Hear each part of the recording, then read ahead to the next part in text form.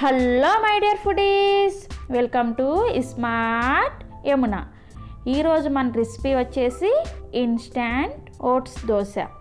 ఈ ఓట్స్ దోశని మనం కేవలం 10 నిమిషాల్లో ప్రిపేర్ చేసుకోవచ్చండి. అలాగే ఈ ఓట్స్ దోశలే మనం బియ్యం పిండిని కానీ లేదంటే బొంబాయి రవ్వని కానీ ఏమీ యూజ్ చేయమండి. కేవలం ఓట్స్తోనే మనం ఈ దోశని హెల్తీగా ప్రిపేర్ చేసుకోవచ్చు. మరి ఈ దోశని ఎలా ప్రిపేర్ చేసుకోవాలో చూద్దాం. ముందుగా స్టవ్ ఆన్ చేసి ఇలా ఒక కడాయి పెట్టుకొని అందులోకి 1 కప్పు ఓట్స్ని యాడ్ చేసుకోవాలి. ఈ ఓట్స్ని లో టు మీడియం ఫ్లేమ్లో 2 నిమిషాల పాటు ఫ్రై చేసుకోవాలి. వీటిని మీరు ఫ్రై చేయకుండా డైరెక్ట్గా కూడా యూస్ చేసుకోవచ్చండి. లేదు అంటే ఇలా కొంచెం ఫ్రై చేసుకొని కూడా మనం ఈ దోశని ప్రిపేర్ చేసుకోవచ్చు. 2 నిమిషాల తర్వాత కొంచెం కలర్ చేంజ్ అవుతాయి. ఇప్పుడు వీటిని ఒక ప్లేట్లోకి ట్రాన్స్ఫర్ చేసుకోవాలి. మీకు ఈ విధంగా ఫ్రై చేసుకొని పొడి చేసుకోవడం కష్టం అనిపిస్తే డైరెక్ట్గా ఓట్స్ని కూడా మీరు పౌడర్ చేసుకోవచ్చు. ఇప్పుడు వీటిని పూర్తిగా చల్లారనివ్వాలి.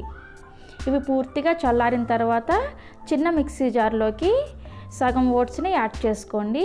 చిన్న మిక్సీ జార్ అయితే మనకి పౌడర్ చక్కగా వస్తుంది.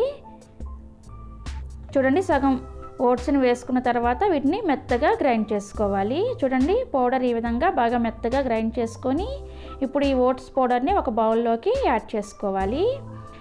ఇప్పుడు మిగిలిన ఓట్స్ని కూడా మనం ఇదే విధంగా పౌడర్ని చేసుకొని మనం ముందుగా గ్రైండ్ చేసుకున్న ఓట్స్ పౌడర్లోకి యాడ్ చేసేసుకుందాం. చిన్న మిక్సీ జార్ అయితేనే మనకి ఈ విధంగా పౌడర్ అనేది చక్కగా వస్తుంది. ఇప్పుడు ఇందులోకి రుచికి సరిపడా సాల్ట్ వేసుకోవాలండి. నేను 1/2 టీ స్పూన్ వేసాను. అలాగే 1 టీ గ్లాస్ మజ్జిగను వేసుకోవాలి. మీరు ఈ మజ్జిగ ప్లేస్లో పెరుగును కూడా యూజ్ చేసుకోవచ్చండి. ఈ మజ్జిగను కూడా వేసుకొని వీటిని చక్కగా కలుపుకోవాలి. ఎటువంటి ఉండలు లేకుండా చక్కగా కలుపుకోవాలండి.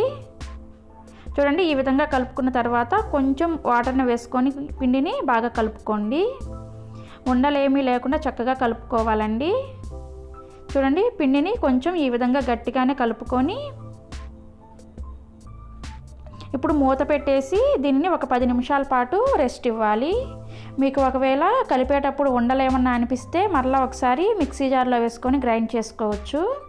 10 నిమిషాల తర్వాత చూడండి, మనకి ఈ ఓట్స్ పిండి అనేది కొంచెం గట్టిగా అయింది కదా.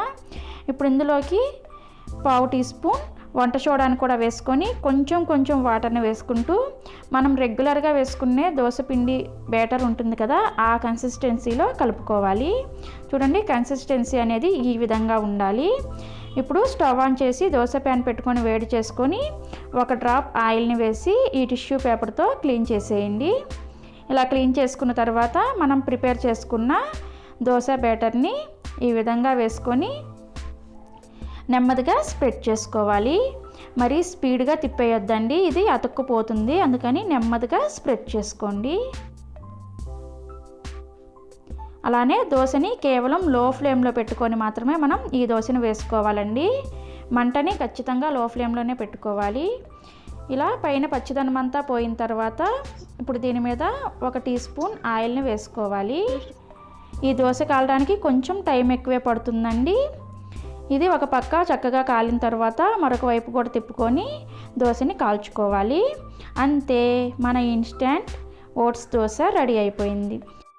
మీకు కనుక ఈ ఇన్స్టాంట్ ఓట్స్ దోశ రెసిపీ నచ్చినట్లయితే ఒక లైక్ చేసి మీ ఫ్రెండ్స్ అండ్ ఫ్యామిలీ మెంబర్స్కి కూడా షేర్ చేయండి.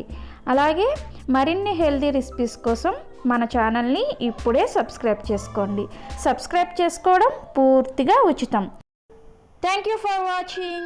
Bye bye.